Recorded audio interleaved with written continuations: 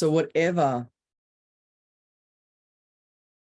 whatever you guys decide to do with the information that you've received, not only here, but in your lifetime, know that you get to create whatever track you choose. And so much of it is probably not going to be tangible. So it's going to come down to the feeling, as in the inner feeling of the success, rather than the touchability of it. So I still see 222 all the time. 111 comes up a lot, like 1111. I seem to see 1111 every day, which adds up to some twos. But I see 22 and 222 a lot. And it reminds me, right track, right track. And it wasn't until, about 6 months ago that really rang true, as I was closing down a physical, tangible business and reminded myself, this is the right track. I do not need to have an ego building, a tangible clinic to be successful. I had to grieve that bit. Because, of course, part of me wanted to believe it was a failure, closing down a business. I choose to see it as a rebirth of something else. The time it's now given me to do what really matters. And the tangibility of a clinic, that someone else owned the space and could kick me out with 30 days notice. Well, it's turned out to be a blessing. I didn't see it at the time because he kicked me out 2 weeks before Master Prac was starting in May. Gave me 4 weeks notice. Thanks, dude. Timing wasn't ideal, but I can see the blessing. And the more twos that show up in my world, I know that it is the right thing for me.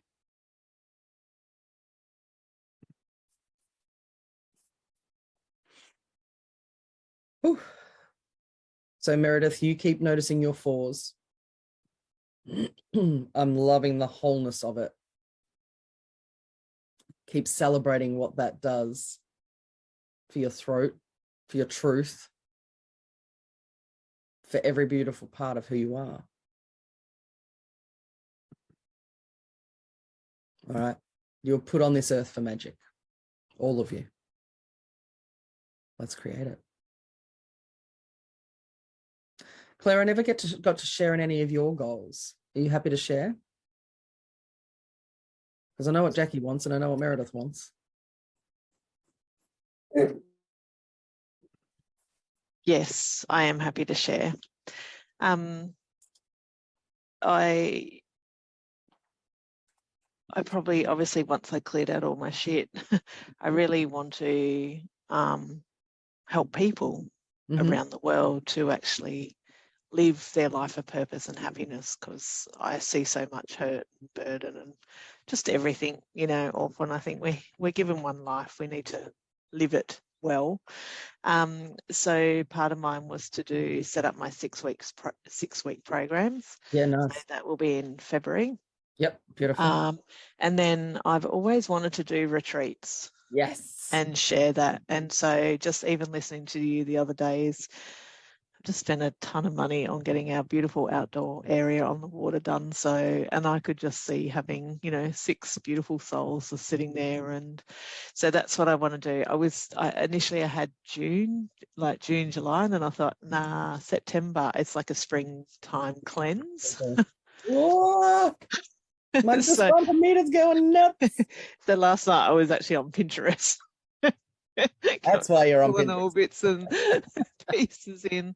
And I think I kind of, one of my issues is I get paid really well from Queensland Health, and it's hard to make that transition to earn the same income. But it's now about me taking those steps to work towards that. And I've just got to do the commitment and take the action. And so everything you've said today is really resonating, because I am truly worth it. So I'm just going to start going in that pace. And, I don't have 100% clarity of where I want to kind of coaching or change lives, but I'm kind of, but passionate to me is about mums not feeling good and worthy. And so that's probably an area. And yeah, I don't know. I just know here's my vision over here, and I'll just go on the track. The track will take me through some wonderful adventures. Yeah. So yeah, so that was kind of my to get a bit of purpose, because that's been my issue. Yes. I think it's there's too many pieces to put in, and I feel like I should have all the pieces to the puzzle to put it together, and I don't. I need to just trust me. Yeah. So yeah. If there's one bit of advice I could give, it would be stay in your job. Yes. Yep. Until all of this is thriving. Yes. Yeah. Because one of the biggest shitstorms within the coaching industry, and so many coaches suggest you throw in the towel, burn the bridges, go all in. Yeah. I've never heard of anything more ridiculous in my life. Yeah. Yeah. Sure, if you've got a whole pile of backup money and a network and yep, great. If you could support yourself for about 5 years without an income, great, go all in. Yeah. Yep. But most of the people that I know are lucky to have savings of a couple of months worth in their back pocket as backup. You don't need to work full time in a coaching business to earn a good career from it and to earn a good living. And then what I've done over the last 5 years is transitioned out of osteo into coaching and just let the balance shift. I feel like it's just marbles that keep going over to the other side. It used to be a lot of marbles in osteo and only a couple in coaching, and then occasionally the marbles just get sent over to this side. So now coaching is my heavier side from a time perspective, and osteo's when I feel the urge. Yeah. But osteo has supported me through that transition. I don't ever think anyone should go all in and burn bridges. That's ridiculous in my view. Yeah. And running retreats doesn't need full-time energy and commitment if you want to have half a dozen souls in your space. Yeah. That needs time and effort, but not full-time commitment. Needs a bit of planning, needs a bit of what are you going to put together? What are you going to do in it? What's your outcomes? Sure, you've got to, work out the tangible parts of it. But if you're looking at September for that, you don't need to be full-time working on that. No. You can still be at work.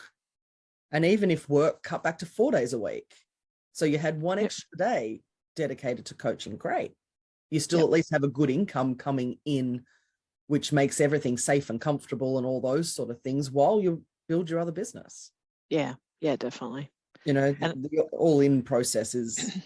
Yeah, it's funny. I had someone in Magic just said to me, if you're not committed, you just need to throw it all in and focus 100%. And I was like, oh, that's easier said than done. And I remember at one of the conferences, Balazs actually said, use your current income to supplement your growth, your development. So I'm like, no, I can have both. I just need to commit, and commit times and take action as well. So. I do agree with committing 100%, but 100% of the time you've allocated to an AGIC. Yeah. So if you go, you know what, I'm going to do 4 hours a week, but during those 4 hours, I'm all in. Yeah. I'm all in. I'm committed. I'm doing the work. I'm watching the trainings. I'm following the advice. I'm in the right energy. I'm all of those things. Great. Yeah. And then in a month's time, you might be able to commit 6 hours, and then you might be able to commit 8.